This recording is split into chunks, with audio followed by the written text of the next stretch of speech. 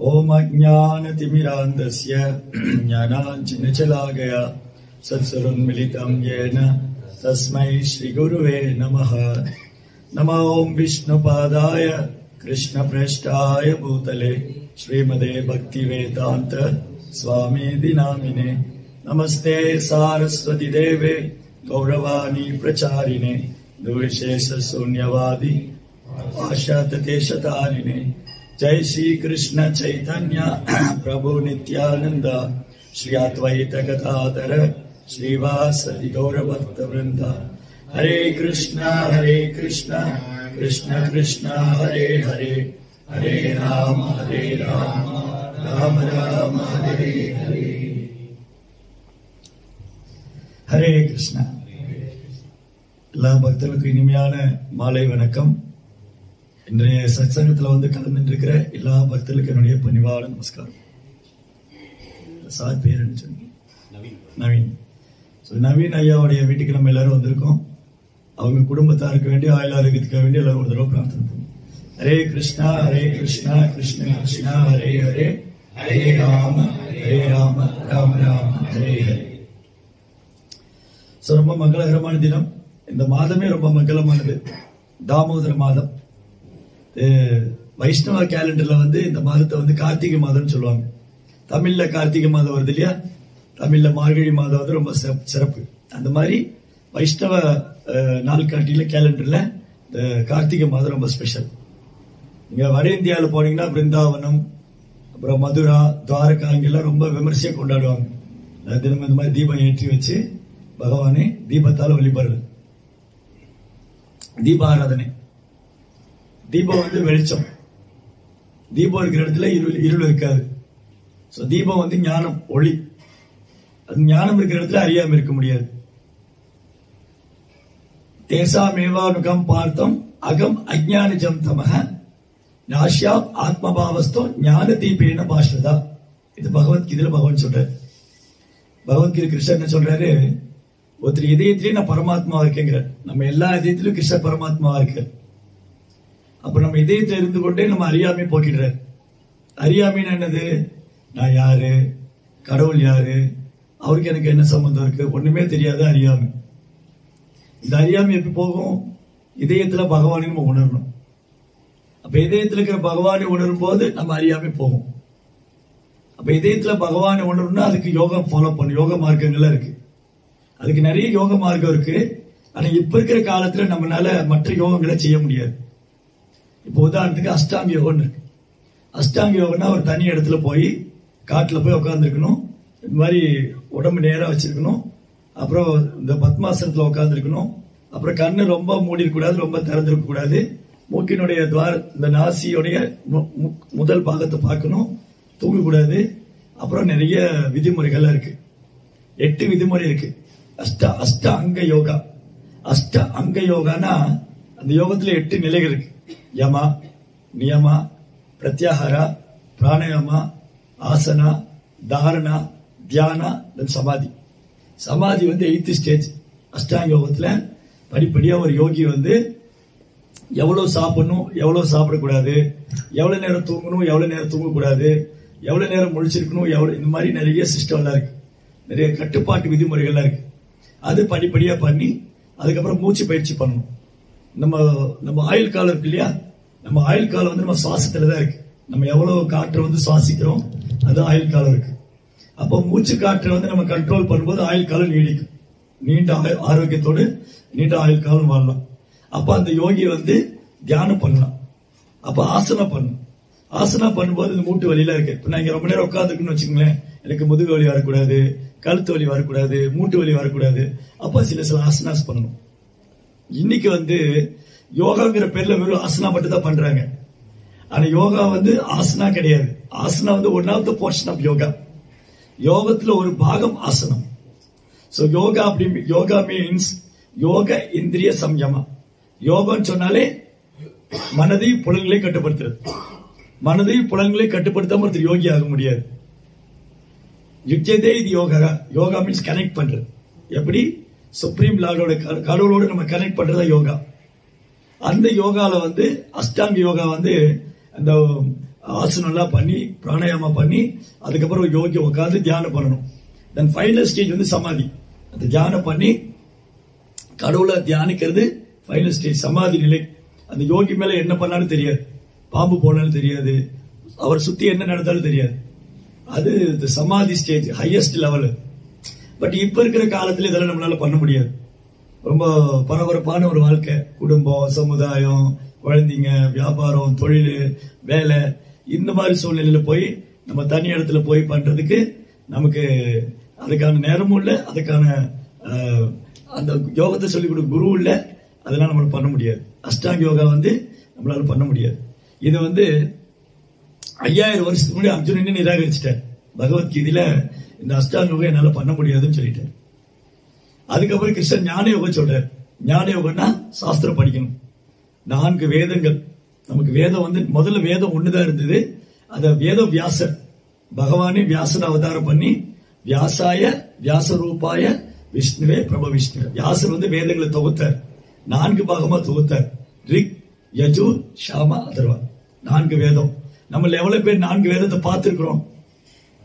பார்க்கவே இல்லை. எவ்வளவு பேர் படிச்சிருக்கிறோம்? சரி, இதை சொல்லிக் கொடுக்கறத எவ்வளவு பிராமணர்ஸ் இருக்காங்க? இந்த முன்ன காலத்துல வேதங்களை பிராமணர் கத்துக் கொடுத்துட்டு இருந்தாங்க. இப்போ வேதங்களை சொல்லிக் கொடுக்கிற பிராமணவும் இல்லை, வேதங்களை பார்க்கவும் இல்லை, வேதங்களை படிக்கவும் முடியாது. அப்ப எப்படி ஞானத்தை நான் வளர்த்துக்கிறது? எனக்கு நாலேஜ் வேணும் இல்லையா? இப்போ இந்த குழந்தை இருக்காரு, அவர் என்ன படிக்கிறாரு? பிரபு என்ன படிக்கிறீங்க? முடிச்சிட்டீங்களா? என்ன படிச்சிட்டு இருக்கீங்க? ஃபவுண்டேஷன். சோ அவர் ஃபவுண்டேஷன் பண்ணிட்டு இருக்காரு. அப்போ அதுக்கு ஒரு யூனிவர்சிட்டியில இல்ல ஒரு காலேஜ்ல போகணும், ஒரு ப்ரொஃபசர் அப்ரோச் பண்ணணும். புக்ஸ் எங்கனாலும் கிடைக்கும், நிறைய ஷாப்ஸ்ல வந்து அதுக்கான புக்ஸ் கிடைக்கும். பட் அந்த நாலேஜ் வேணா ஒரு ப்ரொஃபசர்கிட்ட போகணும். அப்ப அந்த ப்ரொஃபசர் வந்து அதை ஒரு டீச் பண்றாரு, எக்ஸாம் பண்றாங்க. ஃபியூச்சர்ல ஒரு என்ஜினியரா வர்றாரு இல்லையா, ஒரு டாக்டரோ என்ஜினியராவோ வராங்க. அதே மாதிரிதான் வேதங்கள் புராணங்கள்லாம் இருக்கு. இதை நம்ம படிக்கணுமே, அதை தெரிஞ்சுக்கணுமே, அவருடைய நாலேஜ் என்ன, வேதம் என்ன சொல்லி கொடுத்திருக்கு, அதை தெரிஞ்சுக்கணும். நம்ம ஒரு ப்ரொஃபசர்கிட்ட போகணும். அவர்தான் குரு, டீச்சர், ஸ்பிரிச்சுவல் மாஸ்டர். குருகிட்ட போனோடனே குரு நமக்கு சொல்லி தருவார். அப்ப அன்னைக்கு வந்து வேத காலத்துல குருகுல பாடம் இருந்தது. எல்லா குழந்தைகளும் குருகுலத்துல போய் படிச்சாங்க. இன்னைக்கு குருகுல இல்ல, ஸ்கூலுக்கு போறோம். ஸ்கூல்ல இது யாரும் சொல்லி தர மாட்டேன். இன்னைக்கு ஸ்கூல்ல வந்து ஃபீஸ் வாங்குறதா பாக்குறாங்க. எவ்வளவு ஃபீஸ் கட்டலாம், எந்த ஸ்கூல்ல வந்து கோச்சிங் நல்லா இருக்கும், அது மெட்டீரியல் ஆன் எஜுகேஷன், பௌதிக கல்வி தான் இருக்கு, ஸ்பிரிச்சுவல் கல்வி இல்லை, ஆன்மீக கல்வி இல்லை. அப்ப ஆன்மீக கல்வி வேணும்னா நம்ம ஆன்மீக குருகிட்ட போகணும். இந்த மாதிரி காலத்துல நமக்கு ஞானத்தை வளர்த்துக்கிறது கஷ்டம். அப்போ இதுக்கு ஒரே வழிதான் இருக்கு. இப்ப கலியுகத்துல நம்ம கடவுளை உணரணும் அப்படின்னா அதுக்கு பக்தி மார்க்கம், இந்த பக்தி யோகா. சோ பகவத்கீதையில கிருஷ்ணா 3 யோகா சொல்றாரு. ஒன்னு வந்து ஞான யோகா, அஷ்டாங்க யோகா, பக்தி யோகா. ஞான யோகா எல்லாராலும் ஃபாலோ பண்ண முடியாது. அதை சான்ஸ்கிரிட் படிச்சு அதுக்கப்புறம் ஒரு குருட்ட போய் வேதங்களை கத்துட்டு கடவுளை உணர்றது ரொம்ப கஷ்டம். அதுக்கு ரொம்ப பிரயத்தனம் பண்ணணும். சோ அதனால நம்மளுடைய சூழ்நிலையை பார்க்கும்போது ஞான யோகமும் நமக்கு ஒத்து வராது, சரி அஷ்டாங்க யோகமும் ஒத்து வராது. அப்ப பக்தி யோகம். பக்தி யோகா வந்து எல்லா சூழ்நிலைக்கும், எல்லா இடத்துக்கும், எல்லா நேரத்துக்கும், எல்லா காலத்துக்கும், எல்லா நபர்களுக்கும் பொருத்தமானது. குழந்தையும் செய்யலாம், வயசானவங்களும் செய்யலாம், படிச்சவங்களும் செய்யலாம், படிக்காதவங்களும் செய்யலாம். அப்ப கிருஷ்ணா என்ன ஆப்ஷன் கொடுத்திருக்காரு பகவத்கீதையில? பக்தி yoga is the top most yoga system. பக்தி யோகா வந்து ரொம்ப உயர்ந்தது. பகவத்கீதையில மொத்தம் 18 அத்தியாயம் இருக்கு. பகவத்கீதை வச்சிருக்கீங்களா, படிச்சிருக்கீங்களா? நீங்க கொஞ்சம் படிச்சிருக்கீங்க. பகவத்கீதையில 18 அத்தியாயம் இருக்கு. அது 6ஆம் அத்தியாயத்துல இந்த யோக முறையெல்லாம் பகவான் சொல்றாரு. இந்த யோக முறையெல்லாம் சொல்லிட்டு பகவான் சொல்றாரு, அர்ஜுனன் சொன்னாரு, நீங்க சொன்ன யோகம்லாம் என்னால ஃபாலோ பண்ண முடியாது கிருஷ்ணா, ரொம்ப கஷ்டமா இருக்குன்னு. அப்ப கிருஷ்ணர் சொன்னாரு, நீ எல்லா யோகத்திலையும் சிறந்தது பக்தி பண்ணு.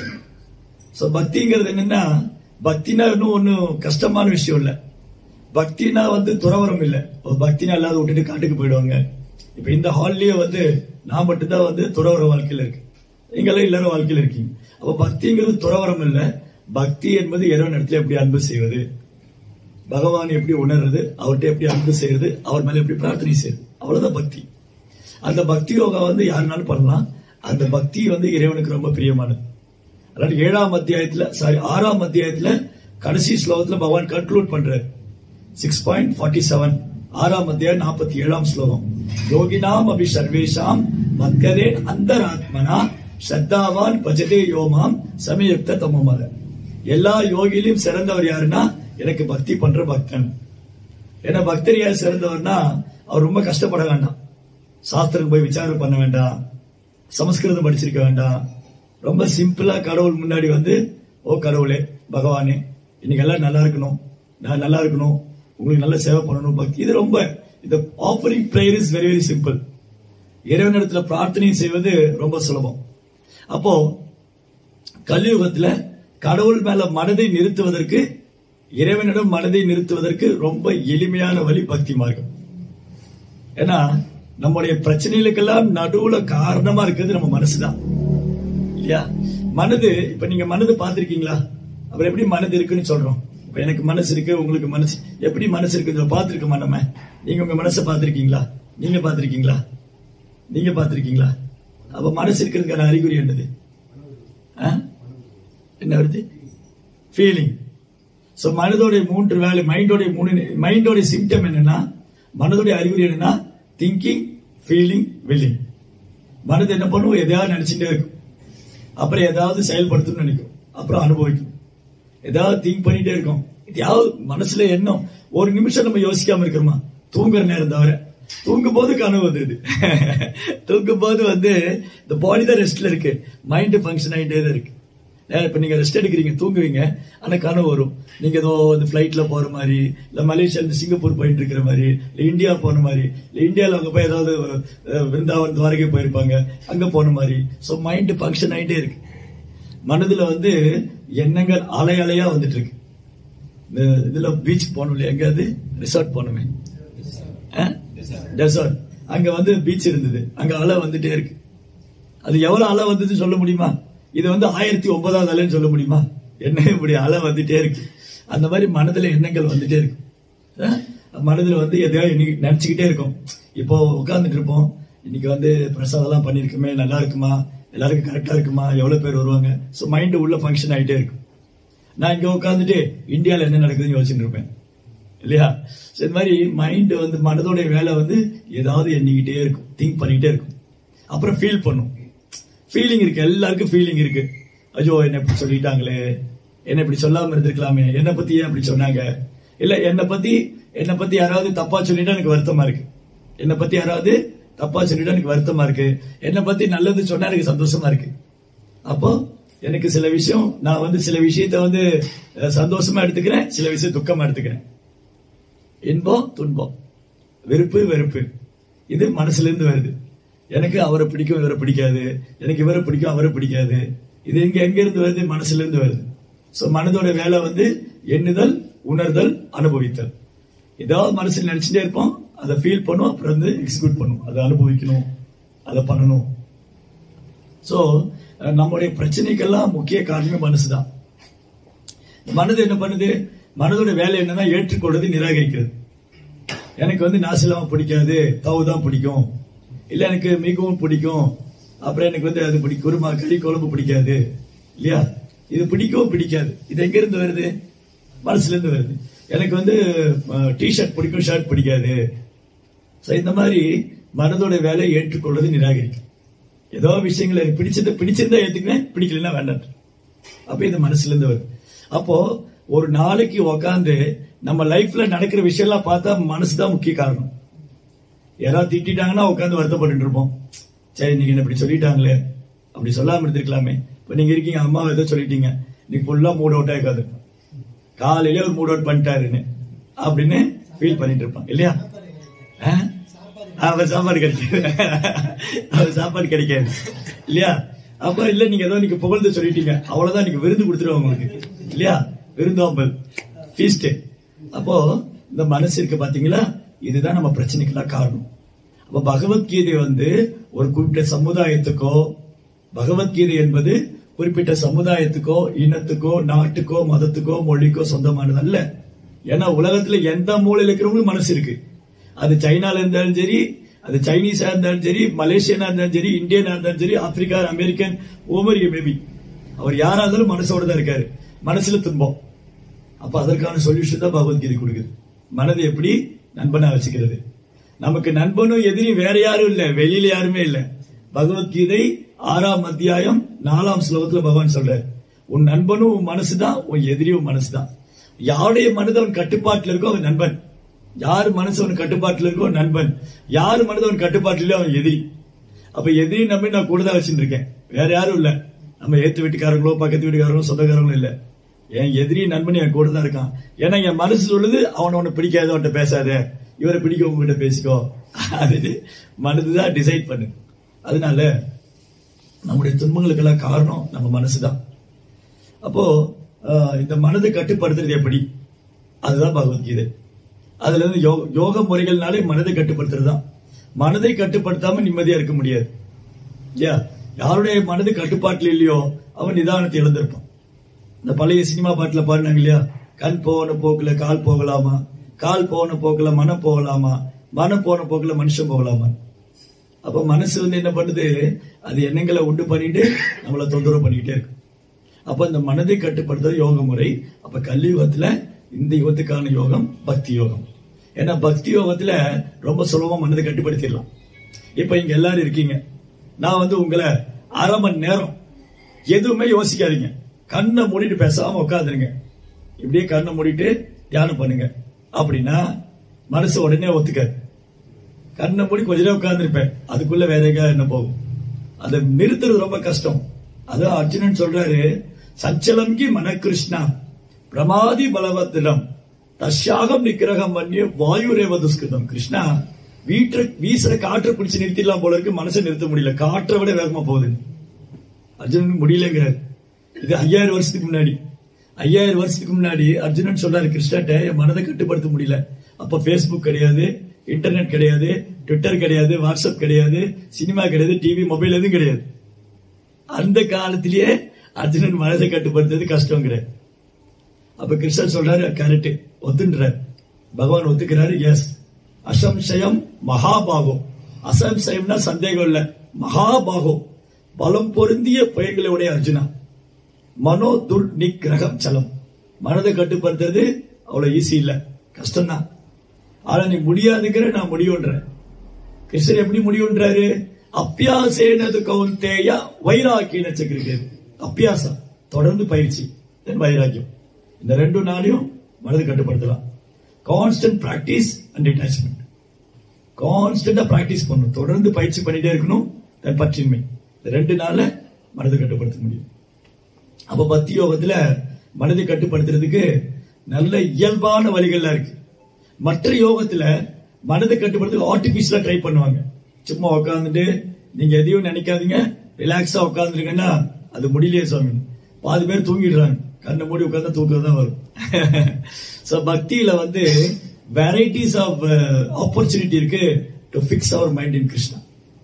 கிருஷ்ணர் மேல மனதை நிறுத்துறதுக்கு, கடவுள் மேல மனதை நிறுத்துறதுக்கு, மனதை கட்டுப்படுத்துறதுக்கு பக்தியில நிறைய வழிகள் இருக்கு.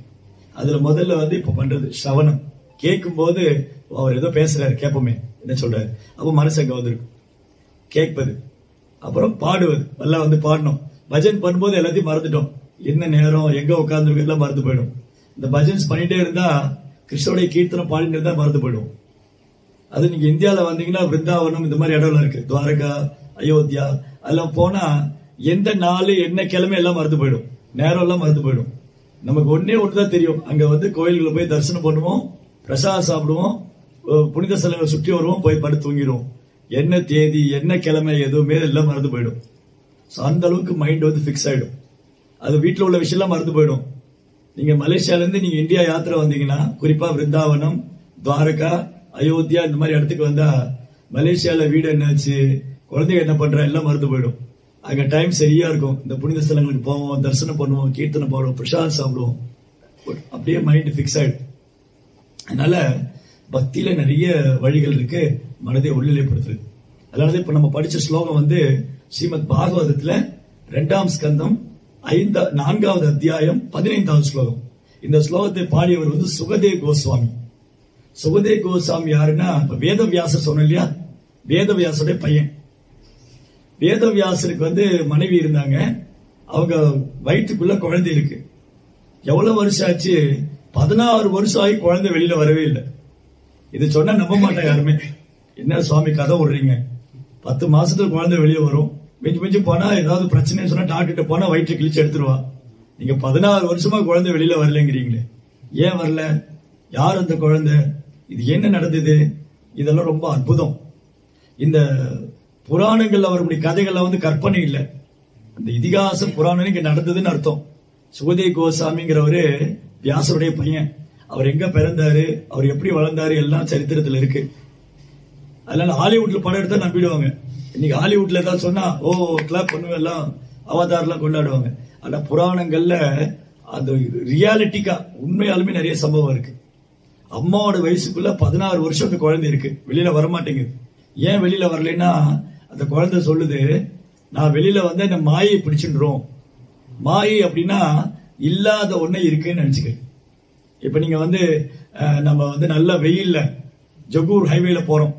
ஜொகூர் ஹைவேல வெயில்ல போயிட்டு இருக்கும்போது அந்த தார் ரோட்டுக்கு மேல தண்ணி இருக்கிற மாதிரி இருக்கும். ஆனா கிட்ட போன தண்ணி இருக்காது. ஆனா தூரத்துக்கு போக தண்ணி இருக்கிற மாதிரி இருக்கு. அதுதான் காணல் நீர். அந்த காட்சியில பிழை இருக்கு. இட்ஸ் நாட் ரியல், அது இமேஜின், என்ன மிரேஜ் சொல்லுவாங்க இல்லையா, அது இருக்கிற மாதிரி இருக்கு ஆனா இல்ல. அந்த மாதிரிதான் இந்த உலக வாழ்க்கை. இந்த உலக வாழ்க்கையில சந்தோஷம் இருக்கிற மாதிரி இருக்கும், அடுத்து துக்கம் வந்துடும். அப்புறம் திரும்பி சந்தோஷம் வரும், திரும்பி துக்கம் வரும். நிரந்தரமே இல்லை, எல்லாம் மாறி மாறி வருது. நம்ம வாழ்க்கையில இங்க யாராவது ஒருத்தர் கை தூக்கி சொல்லுங்க, என் வாழ்க்கையில துன்பமே கிடையாது, தோல்வியே கிடையாது, வருத்தமே கிடையாது, ஏமாற்றமே கிடையாது, அவமானமே கிடையாது. நோ, எல்லாம் மாறி மாறி வருது. இன்பம் துன்பம், விருப்பு வெறுப்பு, லாபம் நஷ்டம், வெற்றி தோல்வி, மான அவமானம், புகழ்ச்சி இகழ்ச்சி, ரெண்டும் இருந்தது வாழ்க்கை. அப்ப இது உத்தரவாதம் இல்லை. அதே மாதிரி இல்ல நான் ரொம்ப வருஷம் இந்த பூமியில இருந்துருவேன்னு சொல்ல முடியாது. எவ்ரிதிங் டெம்பரரி, இங்க எல்லாமே தற்காலிகமானது. இது மறந்துட்டு இருக்கோம் இல்லையா, இதெல்லாம் நிரந்தரம் அப்படின்னு. அதுதான் மாயை. மாயினா வந்து இதெல்லாம் நிரந்தரம் நினைச்சுக்கிறது. நோ, எனி டைம் எது வேணா நடக்கலாம். அப்போ நம்ம என்ன பண்ணணும், இந்த மாயினுடைய ஜாலத்திலிருந்து வெளியில வரணும். மாயாஜால், இங்க சென்னையில ஒரு மாயாஜால்னு ஒரு இடம் இருக்கு, இந்த தீம் பார்க் மாதிரிலாம் சொல்லுவாங்க. அது மாதிரி இது மாயா. மாயா மீன்ஸ் கடவுளை மறந்து இருக்கிறது, அறியாமையில் இருக்கிறது. இந்த குழந்தை சொல்லிடுத்து, நான் வெளியில வரமாட்டேன், வெளியில வந்து நான் கடவுளை மறந்துடுவேன், நான் உள்ளே இருந்துக்கிட்டேன். அப்பா அம்மாவுக்கு ஒரே கவலை. அப்புறம் பகவானே வந்து சொல்றாரு, கிருஷ்ணர் வந்து சொல்றாரு, சுகா நீ வெளியில வா, உன்னை மாயை பிடிக்காது. ஏன்னா மாயினுடைய எஜமானனே கிருஷ்ணர் தான். இந்த உலகம் இருக்கு இல்லையா, இது யாரு படிச்சா? கடவுள் தான் படிச்சாரு. எப்படி படிச்சாரு? தன் சக்தியினால படிச்சிருக்கு. படைப்பு என்று ஒன்று உண்டு என்றால் படைப்பால் என்று ஒருவர் உண்டு, சக்தி என்று ஒன்று உண்டு என்றால் சக்திமான் என்று ஒருவர் உண்டு இல்லையா. ஜீவாத்மா என்ன பரமாத்மான்னு ஒருத்தர் இருக்காரு. நம்ம எல்லா விதத்திலையும் பரமாத்மா கிருஷ்ணர், சர்வ காரண காரணம். அப்ப பகவான் என்ன செய்யறாரு, அந்த குழந்தைட்டு வந்து சொல்றாரு, நீ வந்து கவலைப்படாத, வெளியில வா, உன்னை மாயை பிடிக்காதுன்னு சொன்னாரு. பகவான் வந்து பிராமிஸ் பண்ணதுக்கு அப்புறம் அந்த குழந்தை வெளியில வந்தார். வெளியில வந்துட்டு அந்த குழந்தை, சினிமாலாம் ஒரு பாட்டுல ஹீரோ பெரியவன் ஆயிடும் இல்ல, குழந்தை பிறந்திருக்கும் அந்த அப்பா அம்மாவுக்கு ஒரு பாட்டு போடுவாங்க, அந்த குழந்தை ஹீரோ ஆயிடுவான். சின்ன குழந்தை குட்டி குழந்தை ஹீரோ, பெரிய ஹீரோ ஆகி அவர் வந்து டான்ஸ் எல்லாம் பண்ணுவாரு. அது வந்து சினிமால. பட் இது ரியலா நடந்தது. அந்த குழந்தை அம்மாவோட வயிற்றிலிருந்து வெளியில வந்து ஒரு இளம் வாலிபனா இருக்கு, யங் பாய், ரொம்ப ஹேண்ட்ஸமா இருக்காரு. அப்படியே கண்ணெல்லாம் தாமரை இதழ் மாதிரி காது வரை இருக்கு. அப்படியே மழைக்காலத்து மேகத்தை ஒத்த நிறம், இந்த கைகள்லாம் முழங்கால் வரை இருக்கு. அப்படி சூரியனை போல பிரகாசம். அந்த குழந்தை அப்படி நடந்து போறாரு. இப்போ உங்களுக்கு ஒரு குழந்தை, நீங்க குழந்தை பிறந்தது இல்லையா, கல்யாணம் பண்ணி உங்க குழந்தை பிறந்த உடனே எதிர்த்து நடந்து போனா எப்படி இருக்கும்? நீங்க கூப்பிடுறீங்க, திரும்பி கூட பாக்கல. அது வியாசர் வந்து அந்த குழந்தை பின்னாடி போறாரு, மகனே மகனே மகனே அப்படின்னு சொல்றாரு. அந்த குழந்தை காதலே விழல. இந்த ஃபாரஸ்ட்ல வந்து என்னன்னா, ஒரு தடவை சொன்னா அது எக்கோ ஆகும். காட்டுல போன நல்ல திக் ஃபாரஸ்ட்ல போய் ஹரே கிருஷ்ணா ஹரே கிருஷ்ணா ஹரே கிருஷ்ணா கிருஷ்ண கிருஷ்ணா கிருஷ்ண கிருஷ்ணா அப்படியே எக்கோ வரும். அந்த மாதிரி ஒரு மகனேன்னு சொல்லும் போது அந்த மரங்கள் தான் ஆன்சர் பண்ணது, குழந்தை போயிட்டே இருக்கு. போகாதே போகாதே அப்படின்னா போயிட்டே தான் இருக்காரு. அப்புறம் சொன்னாரு, அந்த குழந்தை எப்படி நிப்பாட்டுறதுன்னு யோசிச்சாரு. ஏன்னா இந்த குழந்தை சாதாரண குழந்தை இல்ல. இந்த குழந்தை வந்து அம்மாவோட வயிற்றில் இருக்கும் போதே வந்து கடவுளை உணர்ந்த குழந்தை, கடவுளால் ஆசீர்வதிக்கப்பட்ட குழந்தை, இறைவனால ஆசீர்வதிக்கப்பட்ட குழந்தை. ஆச்சாரியன், அந்த பெரிய மகா பாகவதர்கள் இந்த பூமியில வராங்கன்னா கடவுளுடைய அனுகிரகத்தினால வராங்க. பகவானுடைய அனுகிரகத்தினால கிடைச்ச குழந்தை இது வியாசருக்கு. அதனால இந்த குழந்தை சாதாரண நபர், அது மகா புருஷன். அவர் போயிட்டு இருக்காரு. அவர் நம்மள மாதிரி ட்ரெஸ் எல்லாம் ஒண்ணு போடல, திக்குகளை தான் ஆடைய போட்டு இருக்காரு. திகம்பரன் பேர். சுகதேவ் இன்னொரு பேர் திகம்பரா, திகம்பரா. இந்த பிரபஞ்சத்தையே ஆடையை உடுத்திருக்க, அப்படி போயிட்டு இருக்க. வியாசர் கூப்பிட்டா திரும்பி கூட பார்க்கல. ஏன்னா அவர் கடவுளை தியானம் பண்ணணும்னு போறார். அவர் தன்னை உணர்ந்த ஆத்மா, அவர் நான் இந்த உடல் எல்லாம் ஆத்மா அப்படின்னு கடவுளை தியானம் பண்ண போயிட்டு இருக்கு. அப்ப சொன்னா நான் உனக்கு பாகவதம் சொல்றேன், பாகவதம் சொல்றேன்னு நின்னுட்டேன். இங்க பாகவதம் இருக்காங்க வீட்டுல, பாகவதம் செட்டு, ஸ்ரீமத் பாகவதம். அவங்களுக்கு ஒரு செட்டு பாகவதம் கொடுங்க. பாகவதம் இருந்தா வீட்டுல கிருஷ்ணர் இருக்கார். பாகவதமும் கிருஷ்ணரும் வேற வேற இல்ல. ஸ்ரீமத் பாகவதம்ங்கிறது பகவானுடைய இலக்கிய அவதாரம். கலியுகத்துல கிருஷ்ணர் பாகவத ரூபத்துல இருக்காரு. பாகவதம் இப்ப நீங்க பகவத்கீதை ஒரு புத்தகம் வச்சிருக்கீங்க இல்லையா, இந்த மாதிரி 18 புத்தகம் இருக்கும். 12 ஸ்கந்தம், 12 ஸ்கந்தம், 18 புத்தகம், 18,000 ஸ்லோகம். அதுல பகவானுடைய லீலைகள், கிருஷ்ணருடைய லீலைகள், அவருடைய அவதாரம், அவதாரத்துடைய அவதாரம், இந்த பிரபஞ்ச சிருஷ்டிப்பு. பாகவதம் ஒரு சயின்ஸ். ஆக்சுவலி பாகவதம் ஒரு விஞ்ஞானம். இந்த பிரபஞ்சம் எப்படி சிருஷ்டிக்கப்பட்டது, கடவுள் எப்படி இந்த பிரபஞ்சங்களை உருவாக்குறாரு, தேவதைகள் எப்படி வந்தாங்க, அப்புறம் கடவுள் எப்படி அவதாரம் எடுக்கிறாரு, பகவான் என்னென்ன அவதாரம் பண்றாரு, எதுக்காக அவதாரம் பண்றாரு, அந்த அவதாரத்தோட நோக்கம் என்ன, நம்ம மனித வாழ்க்கையோட நோக்கம் என்ன, இதெல்லாம் பாகவதத்துல மிக அழகா சொல்லி. அதுல ஒரு ஸ்லோகம் தான் இன்னைக்கு படிச்சோம். இந்த மாதிரி 18,000 ஸ்லோகம் இருக்கு. அந்த பாகவதம் இந்த மாதம் தாமோதர மாதம் நீங்க நாளைக்கு ஒரு பாகவத செட் கொடுத்துருங்க. நான் எடுத்துட்டு வந்ததே போய் கொடுத்துருப்பேன், எனக்கு தெரியாது இங்க இருக்குன்னு. இந்த மாதத்துல பாகவதம் செட்டு வாங்கிட்டீங்கன்னா பகவான் உங்க வீட்டுல வந்துட்டாரு. ஆல்ரெடி பகவான் வந்திருக்காரு, விக்கிரக ரூபத்துல இருக்காரு. அப்போ பாகவத ரூபத்துல கலியுகத்துல 5000 வருஷத்துக்கு முன்னாடி பகவான், இந்த கலியுகம் தொடக்கிறதுக்கு முன்னாடி தோப்பறிவும் 5000 வருஷத்துக்கு முன்னாடி பகவான் இந்த பூமியில தோன்றினார். அவர் லீலையை முடிச்சுட்டு போகும்போது அவர் தன்னுடைய கருணையை பாகவத்துல விட்டுட்டு போயிருக்கார். எல்லா ஐஸ்வர்யங்களும் பாகவதத்துல இருக்கு. எங்க பாகவதம் இருக்கோ அங்க பகவான் கிருஷ்ணர் இருக்கார். நித்தியமா வாசம் பண்ணுவார். அதுல எந்த சந்தேகமும் இல்லை, எந்த மாற்றமும் இல்லை. தினமும் பாகவதத்தை நம்ம தொட்டு வணங்கி தினமும் ஒரு ஸ்லோகம், இப்படி பகவத்கீதை நீங்க ஒரு ஸ்லோகம் படிக்கிறீங்களா, பாகவதம் படிங்க. தெரியலனா கூட நம்ம சொல்லி தருவோம். நீங்க சென்டருக்கு வரும்போது பாகவத ஸ்லோகம் எப்படி படிக்கணும் எல்லாமே இருக்கு. அதுல அந்த வார்த்தை பாகவதத்துல ஒரு வார்த்தை, அது பகவான் கிருஷ்ணர். அவரும் அந்த வார்த்தையும் வேற வேற இல்லை. ஏன்னா பகவானுடைய, இப்ப நீங்க இருக்கீங்க, உங்க பையன் தானே அவரு. நீங்க ஒரு வார்த்தை சொல்றீங்க, அந்த வார்த்தையை மதிச்சா அவர் உங்களை மதிக்கிறதா அர்த்தம். நீங்க சொன்ன வார்த்தையை மதிக்கலைன்னா அவர் உங்களை மதிக்கலன்னு அர்த்தம். அப்போ உங்களை நீங்க சொன்னது உங்க வார்த்தை வேற வேற இல்ல இல்லையா. நீங்க அவர்கிட்ட ஒண்ணு சொல்றீங்க, அவர் உங்க பேர் என்ன சார்? கார்த்திகை. கார்த்திகையா, நாளைக்கு காலையில் நம்ம இந்த இடத்துக்கு போறோம் அப்படின்னு நீங்க சொல்றீங்க. அவர் கேட்க மாட்டேங்க, கேட்கல, அவர் வேற ப்ரோக்ராம் போறாரு. அப்படின்னா உங்களை மதிக்கலன்னு அர்த்தம். கார்த்திகா, நாளைக்கு காலையில் இப்படி போறோம், ரெடிப்பா, நான் அப்பா ரெடியா இருக்கேன், இந்த டைம் நம்ம கிளம்பிடலாம். அப்ப உங்க வார்த்தையை மதிக்கிறாரு. அப்படின்னா உங்களை மதிக்கிறது, உங்க வார்த்தையை மதிக்கிறது வேற வேற இல்லை. அதே மாதிரிதான் பகவான் சொன்னதையும் பகவானும் வேற வேற இல்லை. பகவான் என்ன சொன்னாரோ அந்த வார்த்தையும் பகவானும் வேறு வேறு இல்லை. பகவத்கீதையும் பகவானும் வேறு வேறு இல்லை, பாகவதம் பகவானும் வேறு வேறு இல்லை. இப்போ நீங்க ஒரு இன்ஸ்ட்ரக்ஷன் கொடுக்குறீங்க, அவர் செய்யறாரு. இப்ப நீங்க இந்த வீட்டுல இல்ல, ஏதோ வெளிநாட்டுல இருக்கீங்க, ஆனா உங்களுடைய வார்த்தை போன்ல அவருக்கு வருது. அப்போ அந்த வார்த்தையும் நீங்களும் வேற வேற இல்லை. அதே மாதிரிதான் இப்ப கிருஷ்ணர் நம்ம கூட இல்ல, ஆனா பகவத்கீதை நம்ம கிட்ட இருக்கு. அப்ப பகவத்கீதை கிருஷ்ணர் வேற வேற இல்லை, பாகவதம் கிருஷ்ணர் வேற வேற இல்லை. அவர் அந்த ரூபத்துல நம்ம கூட இருக்காரு, விக்கிரக ரூபத்துல இருக்காரு. கோயில்ல போனா விக்கிரகத்துல பாக்குறோம், புத்தகத்துல பகவத்கீதையில பாக்குறோம், அப்புறம் பிரேயர்ல பாக்குறோம், ஜெபம் பண்ணா அந்த ஞாபகத்துல. இப்படி கிருஷ்ணா அவர் எல்லா பக்கம் இருக்காரு. நம்ம இதயத்துல பரமாத்மாவா இருக்காரு, பாகவத ரூபத்துல இருக்காரு, விக்கிரக ரூபத்துல இருக்காரு. இந்த மாதிரி ஒரு பக்தரால பகவான் மேல மனதை நிறுத்த முடியும். பாகவதம் சொல்லி கொடுக்கிறேன்னு சொன்னதுக்கு அப்புறம் தான் சுகதேவர் நின்னார், இன்னும் பாகவதம் கேட்டார். அந்த பாகவதம் கேட்டுட்டு அந்த பாகவதத்தை அவருடைய குரு, தந்தையும் குருவான வியாசத்தை கேட்டுட்டு அவர் பரீட்சித்துன்னு ஒரு ராஜாவுக்கு சொன்னார். பரீட்சித்து பாண்டவர்கள் கேள்விப்பட்டிருக்கீங்க, பாண்டவர் தர்மா, அர்ஜுனா. அவருடைய அர்ஜுனுடைய பையன் அபிமன்யு, அபிமன்யுடைய பையன் பரீட்சித் மகாராஜ், அபிமன்யுடைய சன். அவர் இந்த உடலை விடும்போது சுகதேவர்கிட்ட பாகவதம் கேட்டார். அப்போ பாகவதம் ஒரு சயின்ஸ் மட்டும் இல்ல, பாகவதம் கடவுளை பற்றிய விஞ்ஞானம், பிரபஞ்சத்தை பற்றிய விஞ்ஞானம். எல்லாத்துக்கும் மேல இறை அன்பு இருக்கு பாகவதம். கடவுளை எப்படி நேசிக்கணும், அவர்கிட்ட எப்படி பிரார்த்தனை செய்யணும், அவர் எப்படி உணர்றது, அவர் எப்படி புரிஞ்சுக்கிறது, அவருக்கு எனக்கு என்ன ரிலேஷன்ஷிப் இருக்கு, இதெல்லாம் பாகவத்துல இருந்து தெரிஞ்சுக்கலாம். அதனால Bhagavatam is very very important. ரொம்ப முக்கியம். அதுல ஒரு கதை மட்டும் உங்களுக்கு சொல்றேன் பாகவத்துல இருந்து. இந்த ஆத்மான்னு சொல்லிட்டு இருந்தேன் இல்லையா, பாகவதத்துல சித்திரகேதுன்னு ஒரு ராஜா இருக்கு. அது ஒரு கதை வரும், 6ஆம் ஸ்கந்தத்துல வரும். பாகவதம் 6ஆம் ஸ்கந்தத்துல நான் ஒரு கதை சொல்றேன், உங்களுக்கு பிடிச்சு போய் நீங்க பாகவதம் வாங்கி எல்லா கதையும் படிக்க ஆரம்பிச்சிருவீங்க. அவ்வளவு இந்த கதைகள்லாம் அவ்வளவு முக்கியத்துவம் வாய்ந்தது. சித்திரகேது ராஜாவுக்கு நிறைய மனைவி இருந்தாங்க. ஏன்னா அந்த காலத்துல மன்னர்கள்லாம் நிறைய கல்யாணம் பண்ணிக்குவாங்க. இன்னைக்கு கூட மலேசியால ராஜாவுக்கு வந்து நிறைய மனைவி இருப்பாங்க இல்லையா, அந்த மாதிரி சித்திரகேது ராஜாவுக்கு நிறைய மனைவி இருந்தாங்க. ஆனா குழந்தையே இல்லாம இருந்து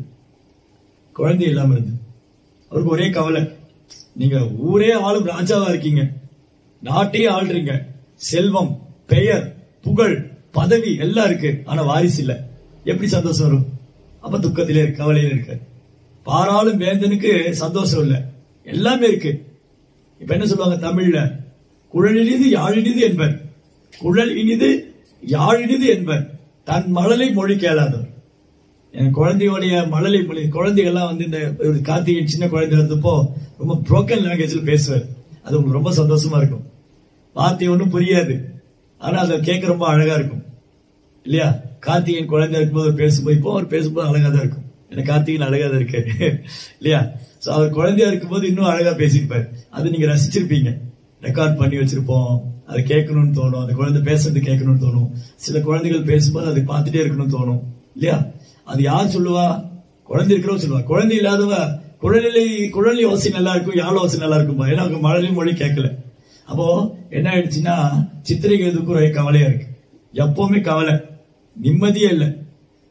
ராஜ்யம் இருக்கு, நாட்டுக்கே ராஜா, தேவையான அளவுக்கு சொத்து இருக்கு, பேர் இருக்கு, புகழ் இருக்கு, மனைவிகள் எல்லாம் இருக்கு, ஆனா குழந்தை இல்லை. இந்த கவலையிலே உட்கார்ந்துட்டு இருக்க, ஒரு சந்தோஷமே இல்லை. அப்போ ஒரு நாள் அவருடைய அரண்மனைக்கு வந்து அங்கீரன் ஒரு முனிவர் வந்தார், அங்கீர மகரிஷி. அவர் முற்றும் அறிந்தவர், முக்காலம் அறிந்தவர்.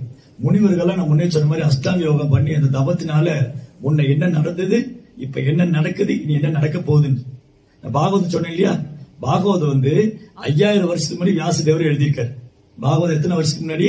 5000 வருஷத்துக்கு முன்னாடி. 5000 வருஷத்துக்கு முன்னாடி வியாசர் பாகவதம் எழுதும் போது இன்னி 2500 வருஷம் கழிச்சு பகவான் புத்தர் அவதாரம் செய்வார்னு எழுதியிருக்கு. இப்ப புத்த அவதாரம் வந்தது 2500 வருஷம், ஏறக்குறைய அப்ராக்சிமேட்டா ஒரு 2500 இயர்ஸ் புத்தர் அவதாரம் பண்ணது. பகவான் புத்தனாக அவதாரம் செய்தது 2500 வருஷத்துக்கு முன்னாடி. ஆனா பாகவதம் கொடுத்திருக்கிறது 5000 வருஷத்துக்கு முன்னாடி. 5000 வருஷத்துக்கு முன்னாடி உள்ள பாகவதத்துல 2500 வருஷம் கழிச்சு புத்த அவதாரம் வரப்போகுதுன்னு சொல்லியிருக்கு. அப்ப முன்ன நடந்தது வியாசருக்கு தெரியும், இப்ப நடக்க போறது தெரியும், இனி நடக்க இருக்கிறது, இப்ப நடக்கிறதும் தெரியும், நடக்க போறதும் தெரியும். வியாசர், நாரதர், அங்கீரர், அகஸ்தியர், புலஸ்தியர், இந்த மாதிரி ஆகச்சிறந்த முனிவர்கள், பண்டிதர்களா இருக்கு. அவங்களுக்கு வந்து முன்ன நடந்தது, இப்ப நடக்கிறது, இனி நடக்க போறது. இப்ப கூட பர்ஃபெக்டா ஒரு அஸ்ட்ராலஜிட்ட போனீங்கன்னா அவர் சொல்லுவார், உங்க லைஃப்ல முன்ன என்ன நடந்தது, இப்ப என்ன நடக்குது, என்ன நடக்க போகுது. இந்த அஸ்ட்ரானமிக்கல் கால்குலேஷன் இருக்கு இல்லையா, இந்த அஸ்ட்ரானமிக்கல் கால்குலேஷனை பர்ஃபெக்டா கண்டுபிடிச்சு தெரிஞ்சு வச்சிருக்கிறவங்க அதை ரியாலிட்டிக்கா சொல்லக்கூடியவங்க போனா கரெக்டா சொல்லுவார், உங்க இந்த வயசுல என்ன நடந்தது, 10 வயசுக்கு உங்களுக்கு ஒரு ஆக்சிடென்ட் இருக்கும், 15 வயசுல உங்களுக்கு கல்யாணம் ஆச்சு, 18 வயசுல குழந்தைக்கு இது நடந்தது, கரெக்டா சொல்லுவார். சோ அதுதான் வேதிக் சயின்ஸ். அந்த அந்த வேத ஞானம், வேத கல்வி வந்து அவ்வளவு சக்தி வாய்ந்தது, அவ்வளவு சிறப்பு வாய்ந்தது. அப்ப வியாச மகரிஷி, அங்கீரர் எல்லாம் முன்ன நடந்தது, இப்ப நடக்குது, நடக்க பார்த்து சொல்லுவாங்க. அங்கீரர் வந்திருந்தப்போ இவர் போய் எழுந்து போய் அங்கீரரை வரவேற்று தன்னுடைய அரியாசனத்தில் உட்கார வச்சு அவருக்கு பாத பூஜை எல்லாம் பண்ணி, ஓ முனிவரே, நீங்க முற்றும் துறந்தவர், நீங்க அனைத்து சாஸ்திரம் அறிந்தவர், நீங்க என்னுடைய அரண்மனைக்கு வந்தது நான் செஞ்ச பாக்கியம். நாங்க இல்லற வாழ்க்கையில, குடும்ப வாழ்க்கையில ஏதோ வாழ்ந்துட்டு இருக்கோம், உங்களை மாதிரி சாதுக்களை என் இடத்துக்கு வந்தது நான் செஞ்ச பாக்கியம்னு அந்த காலத்துல சாதுக்களை வரவேற்று சேவை பண்ணுவாங்க. சாதுக்களுக்கு வரவேற்று உட்கார வச்சு அவங்க பாத பூஜை பண்ணி அவங்களுக்கு பிரஷ பழங்கள்லாம் கொடுத்து அவங்களுக்கு நல்லா கவனிச்சுக்குவாங்க. அப்போ அங்கீரரை வந்து சித்திரகேது நல்லா கவனிச்சுட்டார். அப்ப அங்கீரர் கேட்டாரு, சித்திரகேது நீ சந்தோஷமா இருக்கியா? ஆனா சித்திரகேது என்ன சொல்றாரு, இருக்கேன்னு சொன்னாரு. ஆனா உண்மையாது, இப்ப நீங்க போன் பண்றீங்க, நீங்க போன் பண்ணி உங்க சித்தப்பா பையன், பெரியப்பா பையன் எல்லாம் இருப்பா இல்லையா, அண்ணன் தம்பி யாரா இருப்பாங்க, எப்படா இருக்கேன்னு சொன்னா வீட்டுல பிரச்சனை, ஆனா போன்ல எனக்கு அந்த பிரச்சனை எடுத்துன்னு சொல்லுவாரா, ஏதோ இருக்கேன்டா, நல்லா இருக்கேன் அப்படின்னு. நல்லா இருக்கேன், ஒரு பெரும்பாலும் நல்லா இருக்கேன்னு சொல்லுவாங்க. ரொம்ப வேதனையில் இருக்கேன்டா, ஏதோ வாழ்ற போறேன் புலம்ப ஆரம்பிச்சுவாங்க. ஒண்ணு வேண்டாம், ஒரு கல்யாண பங்கனுக்கு போறோம், ஒரு கல்யாண வீட்டுல போனா நம்ம நல்ல உறவினர் எல்லாம் பாக்குறோம், யாராவது வந்து புலம்புவாங்களா, ஐயோ நான் இப்படி இருக்கேன் அப்படி இருக்கேன், எல்லாம் மேக்கப் எல்லாம் பண்ணிட்டு உள்ளுக்குள்ள அவ்வளவு கஷ்டம், அவ்வளவு வருத்தம். வெளியில வந்து ஒன்னும் காமிச்சிக்காம ரொம்ப எல்லாம் சந்தோஷமா இருக்கிற மாதிரி காமிச்சுக்குவாங்க இல்லையா? அந்த மாதிரி சித்திரிகை வந்து மறைச்சுட்டாரு. இல்ல நான் ரொம்ப நல்லா தான் இருக்கேன், எனக்கு ஒன்றும் பிரச்சனை இல்லைன்னு. இல்ல நான் அங்கே இருக்கேன். இல்ல சித்திரிகை நீ ஏதோ என்கிட்ட மறைக்கிற, நீ உண்மையாலுமே சந்தோஷமா இல்ல. ஏன்? அகத்தின் அழகு இல்லையா? இப்ப நீங்க சந்தோஷமா இருக்கீங்கன்னா இன்னைக்கு வந்து பிரவீன் சார், நவீன் சார் இன்னைக்கு ரொம்ப ஹாப்பியா இருக்காரு. நான் வீட்டுக்குள்ள வந்தோடனே கண்டுபிடிச்சிருவேன் நவீன் சார் ஹாப்பியா இருக்காரு. அந்த முகம் ஒரு மாதிரி வாடி இருக்கு. ஓ நவீன் சாருக்கு இந்த மாதிரி நடந்திருக்கு, மாதாஜி ஏதோ சொல்லிட்டாங்க போல இருக்கு, காலையில உட்கார்ந்து இருக்காரு அப்படின்னு புரிஞ்சுக்குவேன். அது அந்த மாதிரி நான் உங்ககிட்ட பேசுவேன் இல்லையா? சோ அது மாதிரி சித்திரகேதோட முகத்தை காட்டி கொடுத்துருச்சு. அவர் சந்தோஷமா இல்ல. அங்கீரர் புரிஞ்சுட்டார். சித்திரகேது நீ என்கிட்ட அதை மறைக்கிறேன்னு சொல்லி. ஆமா, உங்களை மாதிரி முனிவர்கிட்ட மறைக்க முடியுமா? நீங்க கண்டுபிடிச்சிருவீங்க. எனக்கு சந்தோஷம் இல்ல, எனக்கு குழந்தை இல்ல, எனக்கு ராஜ்யம் இருக்கு, சொத்து இருக்கு, பேரு புகழ் பதவி எல்லாம் இருக்கு, கூப்பிட்டா சேவை பண்ண 1000 பணிப்பெண்கள், மந்திரிகள், சேனாதிபதிகள், மனைவிகள், ஆனா குழந்தை இல்ல. இப்போ அவருக்கு வந்து வாழ்க்கையோட தத்துவத்தை புரிய வைக்கணும். வாழ்க்கையோட தத்துவம் என்னது?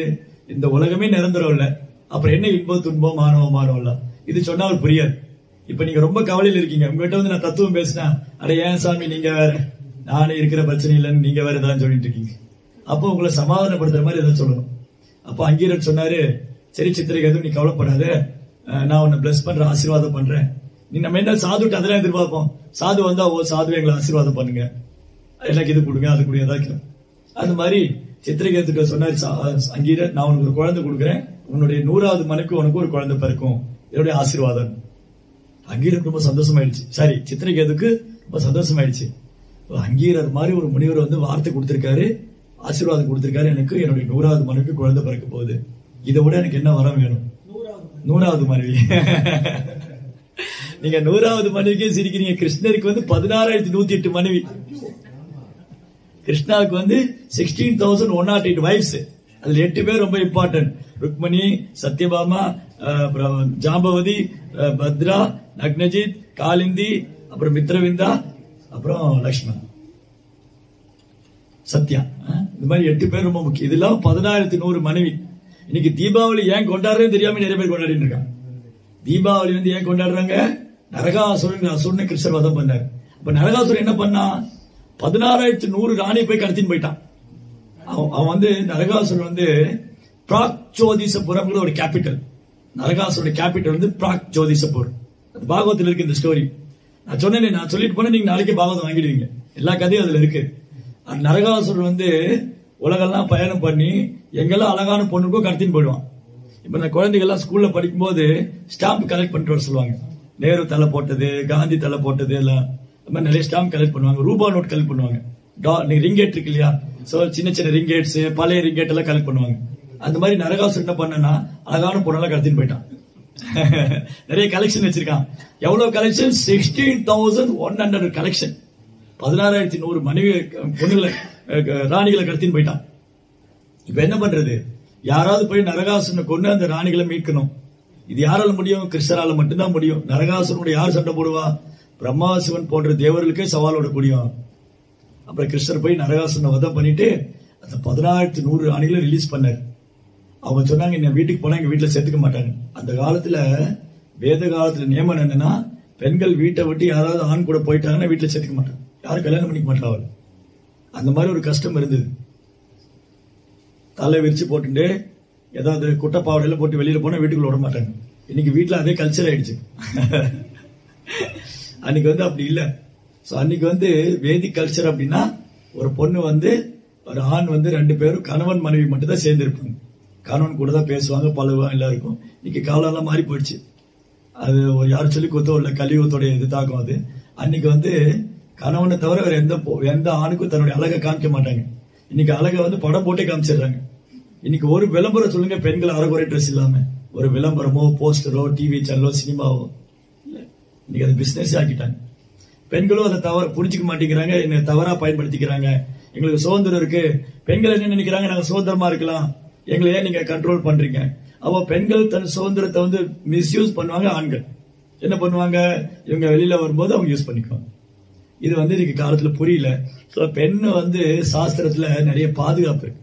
இப்ப வந்து மலேசியாவுடைய ராஜா இங்க வர, அப்போ திடீர்னு ரோட்ல இறங்கி நடந்து வந்துருவாரா? அந்த ராஜா வருவாருன்னா அவருக்கு முன்னாடி 10 காரு, அவருடைய செக்யூரிட்டி இதெல்லாம் முதல்ல அவங்க இங்க வந்துட்டு அவர் எங்க போறாரு. இப்ப வந்து நவீன் ஐயா வீட்டுக்கு வர்றாரு. நவீன் ஐயா வீட்டுக்கு ராஜா வர்றாருன்னா முதல்ல அவருடைய செக்யூரிட்டி வருவாங்க. இங்க ஃபுல்லா சோதனை போடுவாங்க. நீங்க ஏதாவது சமைச்சீங்கன்னா முதல்ல அவங்க சாப்பிட்டு பார்ப்பாங்க. அதுக்கப்புறம் ராஜாவுக்கு கொடுப்பாங்க. ஏன்னா அவர் அவ்வளவு முக்கியமான ஆளு. அப்ப ராஜாவுக்கு பாதுகாப்பு அதிகம். நானே ராஜா, எனக்கு எதுக்குடா பாதுகாப்புன்னு கேட்க கூடாது. அது தேவை. அந்த மாதிரி பெண்கள் சமுதாயத்துல ரொம்ப முக்கியம். அதனால அவங்களுக்கு பாதுகாப்பு ரொம்ப அவசியம். அது அடிமைத்தனம் கிடையாது, அது ப்ரொடெக்ஷன். அந்த பாதுகாப்பு வந்து சொசைட்டிக்கு நல்லது. அதனால வேத காலத்துல அது மாதிரி பாதுகாப்பு இருந்தது. ஒரு பொண்ணை யாராவது தூக்கின்னு போயிட்டா யாரும் கல்யாணம் பண்ணிக்க மாட்டேன். அதனால இந்த 16,100 ராணிகள் சொன்னா, கிருஷ்ணா வாசுதேவா நரகாசுரனை தூக்கிட்டு வந்துட்டான், நீ யாரு எங்களை கல்யாணம் பண்ணிக்குவா? நீங்களே கல்யாணம் பண்ணிக்கோங்க. ஏன்னா உங்களை விட சிறந்த ஆண்மகன் கிடையாது, நீங்க தான் புருஷோத்தமன், நீங்களே எங்களை கல்யாணம் பண்ணிக்கோங்க. கிருஷ்ணர் சொன்னாரு, ஓகே உங்க 16,100 பேரை நான் கல்யாணம் பண்ணிக்கிறேன். அப்புறம் எப்படி குடும்பம் நடத்தினாரு? ஆச்சரியம் வருமே, ஒரு மனைவி கூட குடும்பம் நடத்தவே படாத பாடு போடுறாங்க இல்லையா? வீட்டுல ஒரு மனைவி கூட ஒரு கணவர் குடும்பம் நடத்துறதுக்கு அந்த அம்மாவும் படாத பாடு படுறா. ஐயோ இந்த ஆளை கட்டிட்டு வாழ்க்கை போறேன் கஷ்டமா இருக்கு. இவரு சொல்ல உன்னை கட்டி நான் வாழ்க்கை போற கஷ்டப்பட்டு இருக்கேன் இல்லையா? இது ஒரு ஃபேமிலியில. கிருஷ்ணருக்கு 16,100 ராணி. உடனே நாரதர் யோசிச்சாரு, இது எப்படி நடக்குதுன்னு பாக்கல. வந்து பார்த்தா துவாரகையில 16,100 அரண்மனை இருக்கு. அந்த 16,100 அரண்மனையிலும் 16,100 கிருஷ்ணர் இருக்காரு. ஒரு ராணி வீட்லயும் கிருஷ்ணர் இருக்காரு. ருக்மணி கூட ஒரு அரண்மனையில ருக்மணி கூட ஊஞ்சல் விளையாடிட்டு இருக்காரு. ஒரு அரண்மனையில சத்யபாமா கூட வாக்குவாதம் பண்ணிட்டு இருக்காரு. இன்னொரு அரண்மனையில ஜாம்பவதி கூட சட்டை போட்டு இருக்காரு. இன்னொரு அரண்மனையில குழந்தைகளோட எழுத படிக்க விளையாடி சொல்லி கொடுத்துட்டு இருக்காரு. இந்த மாதிரி 16,100 ஆக்டிவிட்டிஸ் கிருஷ்ணா பண்ணிட்டு இருக்கு. அதனாலதான் சுப்ரீம் காட். கடவுள் எவ்வளவு மனைவியெல்லாம் இருக்கு, ஏன் 1000 லட்சக்கணக்கான மனைவி கூட கடவுளால் வச்சுக்க முடியும். அந்த சக்தி அவர்கிட்ட இருக்கு. நம்ம கிட்ட அந்த சக்தி கிடையாது. ஒன்னே படிக்கல இல்லையா? சோ அதனால இந்த சித்திரகேதுக்கு வந்து 100 மனைவி இருந்திருக்காங்க. அந்த காலத்துல அந்த மனைவிகளை ஈக்குவலா நடத்துற அளவுக்கு அவருடைய கெப்பாசிட்டி இருந்து. அந்த ராஜாவுக்கு தசரதருக்கு 4 மனைவி இருந்தாங்க. 4 பேருக்கு அரண்மனை இருந்தது. 4 மனைவிகளும் தசரத சந்தோஷமா வச்சிருந்தாரு. அந்த கெப்பாசிட்டி அந்த ராஜாவுக்கு இருந்திருக்கு. சோ அங்கீரருடைய ஆசீர்வாதத்தினால இந்த சித்திரகேதுடைய 100வது மனைவிக்கு ஒரு குழந்தை பிறந்தது. இப்ப சித்திரகேதுக்கு ரொம்ப சந்தோஷம். முதல்ல துக்கம், குழந்தை கிடைச்சது சந்தோஷம். அந்த குழந்தைக்கு வந்து ஹர்ஷ சோகான்னு பேர் வச்சார். ஹர்ஷா அப்படின்னா சந்தோஷம், சோகான்னா வருத்தம். ஆனா சித்திரகேதுக்கு முதல்ல அங்கீரர் ஒரு வார்த்தை சொன்னார். அந்த குழந்தை கொடுக்கும் போதே சொன்னாரு, சித்திரகேது உனக்கு ஒரு குழந்தை பிறக்கும், அந்த குழந்தையினால உனக்கு துக்கமும் வரும் சந்தோஷம் வரும். அப்ப சித்திரகேது நினைச்சுக்கிட்டாரு, எனக்கு குழந்தை இல்லாம இருக்கிறதுக்கு, எனக்கு குழந்தை இல்லாம துக்கம் வந்தாலும் சந்தோஷம் வந்தாலும். இப்ப நீங்க பிரவீன் ஐயா, நவீன் ஐயா இருக்கீங்க. ரொம்ப நாளா குழந்தை இல்லாம இருந்தது. உங்களுக்கு வந்து தவம் பண்ணி ஏதோ கிருஷ்ணர் பிரார்த்தனை பண்ணி கார்த்திகேயன் குழந்தைய கிடைச்சிட்டாரு. ஆனா கிருஷ்ணர் உங்ககிட்ட சொல்றாரு, கார்த்திகைனால உங்களுக்கு சந்தோஷம் வரும் துக்கம் வரும். அப்ப நீங்க என்ன சொல்லுவீங்க? பரவாயில்ல எனக்கு ஒரு குழந்தை இருந்தா போதும். நீங்க சொல்லு பேச்சு கேட்டா கார்த்திகேயன் உங்களுக்கு சந்தோஷம் தருவார். நீங்க சொல்லு பேச்சு கேட்கலன்னா கார்த்திகை உங்களுக்கு துக்கத்தை தருவார். அப்ப என்ன சித்திரகேது என்ன நினைச்சிட்டாரு, எனக்கு குழந்தை இல்லாம இருக்கிறதுக்கு இந்த குழந்தைய மூலமா எனக்கு துக்கம் வந்தாலும் பரவாயில்ல சந்தோஷம் வந்தாலும் பரவாயில்ல ஒரு குழந்தை வேணும்னு. இப்ப குழந்தை வந்துருச்சு. சித்திரகேதுக்கும் 100வது மணிக்கு ஒரு அழகான குழந்தை. சித்திரகேது அந்த குழந்தை எடுத்து மடியில போட்டுக்குவாரு, மார்புல போட்டுக்குவாரு. எப்போ அரசியல் விவகாரம் முடிஞ்சு வீட்டுக்கு வந்து நேரம் அந்த புறத்துக்கு வந்து 100வது மணியோட அந்த புறத்துல போய் அந்த குழந்தையோட விளையாடுவார். இப்ப சந்தோஷமா இருக்கு. முதல்ல துக்கம், இப்ப சந்தோஷம். சரி, இந்த உலகம் எப்படி டிசைன் பண்ணிருக்கு அப்படின்னா, உங்களுக்கு சந்தோஷம் மற்றவங்களுக்கு துக்கமாகும். உங்க சந்தோஷம். இப்போ இந்த வீடு இருக்கு இல்லையா, நவீன் ஐயா வந்து ரொம்ப கஷ்டப்பட்டு லோன் போட்டு சம்பாரிச்சு வீடு கட்டியிருப்பீங்க. உங்க சொந்தக்கார ஒருத்தர் வருவான், இவனுக்கெல்லாம் வந்து நேரம் பாரியா இப்படி எல்லாம் வீடு கட்டிட்டான், நானும் தான் பண்ணிருக்கேன் முயற்சி பண்றேன். அப்போ உள்ளுக்குள்ள போறாங்க, அவன் நல்லா இருக்கானே, வீடு கட்டிட்டானே, குழந்தைகள் செட்டில் பண்ணிட்டானே. ஆனா வெளியில சொல்லும்போது ஓ வெரி நைஸ் வெரி நைஸ், இந்த வீடு கிராப்ரேஸ் கூப்பிடுன்னு வச்சுக்கோங்க. இப்போ ஒருத்தர் புதுசா வீடு கட்டிட்டு, இப்போ வந்து உங்க பேர் என்ன? கிரிதரன் புதுசா வீடு கட்டினார். உங்க சொந்தக்காரங்களும் கூப்பிட்டாரு கிராப்ரேஸ்க்கு. வெளியில வந்து பார்க்கும்போது oh very nice Giridharan house, hall ரொம்ப சூப்பரா இருக்கு, இந்த டைல் எங்க வாங்கினீங்க, அது எங்க எல்லாம் கேட்பாரு. உள்ளுக்குள்ள இவனுக்கெல்லாம் வந்து நேரம் பாரு, இவன் வீடு கட்டிட்டான், இவன் எல்லாம் எப்படி இருக்க வேண்டியவன், நான் எப்படி இருக்க வேண்டியவன் இல்லையா? So this mentality is there. இந்த பொறாமை எண்ணம், இந்த கோபம், அந்த வஞ்சகம் எல்லாம் இருக்கு. அப்போ சித்திரகேதுடைய 100வது மனைவிக்கு குழந்தை இருக்கு, மற்ற மனைவிகளை கவலை எடுத்து அவளுக்கு மட்டும் குழந்தை இருக்கு, நமக்கு இல்லையே. இப்ப என்னாச்சு, ராஜா வந்து அவர்கிட்ட மட்டும் அட்டாச்மெண்டா இருக்கு, நம்மள கவனிக்க மாட்டாரு. இப்ப நம்ம எல்லாம் வேலைக்காரி மாதிரி இருக்கணும். ஒண்ணு எல்லாருக்கும் குழந்தை இருக்கணும். இப்ப அவளுக்கு மட்டும் குழந்தை இருக்கு, நமக்கு குழந்தை இல்ல. ராஜா வந்து நம்மளோட அவர்கிட்ட தான் அட்டாச்சா இருக்காரு. நாளைக்கு அந்த குழந்தை வளர்ந்தாலும் நம்ம தான் வேலைக்காரியா இருக்கணும் அவனுக்கு. அப்ப என்ன பண்ணலாம், இவங்கள ஒரு மீட்டிங் போட்டாங்க. போட்டு இந்த குழந்தைய கொண்டுடலாம், இந்த குழந்தைய கொண்டுடலாம் ஒரு மீட்டிங் போட்டு, இந்த குழந்தை வந்து தொட்டில இருக்கும்போது இவங்க போய் பால்ல விஷம் கொடுத்து இந்த குழந்தைய கொண்டுட்டாங்க. இப்ப குழந்தை இறந்து போச்சு. இந்த குழந்தைய பாத்துக்க நர்ஸ் இருக்கா இல்லையா, அவ ஏதோ குழந்தைய பார்க்க வரும்போது வாயில நுரையில வந்து குழந்தை உயிர் போயிடுது. ஐயோ அம்மா கதறி அழுதா அந்த நர்ஸ். அப்ப அந்த ராணி ஓடி வந்து அவன் மார்பிள் அடிச்சு அழகா, ஐயோ குழந்தை செத்து போயிடுதேன்னு அழுறான். அப்படியே அரண்மனையா அலங்கோலம் ஆயிடுச்சு. முதல்ல சந்தோஷமா இருந்தாரு, அப்புறம் துக்கமா இருந்தாரு, அப்புறம் முதல்ல துக்கமா இருந்தாரு, அப்புறம் சந்தோஷமா இருந்து திரும்ப துக்கம். அரண்மனை வேலையெல்லாம் முடிச்சுட்டு வந்து குழந்தைய பார்க்கலாம், குழந்தை இறந்து போயிருக்கு. மனைவி அழுது புலம்புறா, ஐயோ பாருங்க கடவுளுக்கு கண்ணே கிடையாது, கொடுத்த குழந்தையும் மறிச்சிட்டாரு. கடைசியில பழி வந்து கடவுள் மேல. நம்ம என்ன பண்ணிடுவோம், நமக்கு சந்தோஷம் நடந்தா கடவுளை புகழும். ஓ கடவுளே எனக்கு நல்லது பண்ணிட்டீங்க. ஏதோ ஒரு கெடுதல் வந்துட்டும் உடனே கடவுளை குறைச்சிடுவோம். நான் நல்லா தான் இருந்தேன், ஏன் கடவுள் இப்படி பண்ணாரு. நமக்கு தெரியாது நம்ம கர்மா எப்படி எல்லாம் செயல்பட்டு இருக்குன்னு. பல வருஷமா கர்மங்களை சேர்த்து வச்சுட்டு இருக்கோம். புண்ணிய கர்மா பாவ கர்மான்னு நிறைய சேர்த்து வச்சுட்டு இருக்கோம். அது வந்துட்டு ஒன் ஆஃப்டர் என்னது கடவுளை குறைச்சிட்டு இருப்போம். அப்போ சித்திரைக்கு மனைவி சொன்னா, பாருங்க கடவுளை கொடுத்து இந்த குழந்தைய எடுத்துட்டாரு, அவர் தான் கொடுத்தா அவரை எடுத்துட்டாரு, அழுதுட்டு எல்லாம் புலம்பிட்டு இருக்கும்போது இந்த டைம்ல கரெக்டா அந்த குழந்தை இறந்து போய் அழுதுட்டு இருக்கான். சித்திரைக்கு திரும்பி கவலை, கவலை அப்புறம் சந்தோஷம், திரும்பி கவலை. குழந்தைய வந்து இறந்து போயிருக்கு, உட்காந்து எல்லாம் அழுதுட்டு இருக்கா. அரண்மனையில சோகத்துல மூழ்கி. அப்ப அந்த டைம் அங்கீரர் வர்றாரு. இந்த தடவை அங்கீரர் வரும்போது நாரதரை கூட்டிட்டு வர்றாரு. நாரதர் அங்கீரர் 2 பேர் வந்து பார்த்தா சித்திரைக்கு அழுதுட்டு இருக்காரு. நாரதரி அங்கீரரை பார்த்தோன்னே சித்திரைக்கு எழுந்து போய் அவங்க பாதங்கள் விழுந்து அழற. பாத்தீங்களா அங்கீரர் முனி, நீங்க தான் இந்த குழந்தைய கொடுத்தீங்க, உங்க ஆசீர்வாதத்துல எங்களுக்கு குழந்தை கிடைச்சது, குழந்தை இறந்து போயிடுதுன்னு அழற. அப்ப நாரதரை பார்த்து சிரிக்கிறார். இந்த ஆளுக்கு என்ன வாழ்க்கையோட தத்துவமே புரியலையே, இந்த ஆளுக்கு வந்து வாழ்க்கையோட தத்துவமே புரியல. அப்பயே புரிய வைக்கிற தருணம் வந்துருச்சு. இவருக்கு வாழ்க்கையினுடைய தத்துவத்தை புரிய வைக்கும் நேரம் வந்துருச்சு. நாரதர் நேரம் அந்த குழந்தைகிட்ட போனாரு. அந்த இறந்து போன ஆன்மாவை திரும்ப கூட்டு வந்தாரு. இப்போ மரணம்னா என்னது, நான் இருக்கேன், இந்த உடம்புல ஒரு ஆன்மா இருக்கு. ஆன்மா இருக்கா இல்லையா, ஆன்மா இருக்குன்னு எப்படி தெரிஞ்சுக்கிறது? இன்னைக்கு சயின்ஸே வந்து கண்டுபிடிக்க முடியாது உடம்புல ஆத்மா எங்க இருக்குன்னு. இந்த உடம்புல ஆத்மா இருக்கா இல்லையா எப்படி கண்டுபிடிக்கிறது? எப்படி தெரியும் உங்களுக்கு? மூச்சு காற்று, சரி, சுவாசம், பிராணம். பிராணம் போயிடுச்சுன்னா ஆத்மா போயிடுச்சுன்னு அர்த்தம். அப்புறம் வேற எப்படி தெரிஞ்சுக்கலாம்? ஆத்மாவுடைய அறிகுறி என்ன? பகவத்கீதையில சொல்லியிருக்காரு கிருஷ்ணா. Symptom of soul. ஆத்மாவுடைய சோலுடைய சிம்டம் என்னன்னா கான்சியஸ்னஸ், உணர்வு. இப்ப இதுக்கு உணர்வு இருக்கா? இல்ல. இதுக்கு உணர்வு இருக்கா? இல்ல. ஏன்னா இது உயிரற்றது. இதுக்கு உணர்வு இருக்கா? இதுக்கு என்ன உயிர் இருக்கு. இப்ப எனக்கு அடிச்சா வலிக்குது, ஏன்னா உயிர் இருக்கு. இது ஆத்மா இதுல இருந்து போயிடுது. நீங்க என்ன குத்துனா வலிக்குங்கிறீங்க, என்ன திட்டினா வலிக்கும், வலிக்காது. ஏன்னா இந்த உடல் ஆத்மா இல்ல. இப்ப நான் வந்து டைம் பார்த்துட்டு இருக்கேன். இப்ப மணி வந்து 8:30 போகுது. இப்ப எல்லாரும் டைம் ஆயிடுச்சு, சீக்கிரம் முடிக்கணும். இதே என் உடம்புல ஆத்மா இல்லை, நான் எப்படி நேரம் பார்ப்பேன் இல்லையா?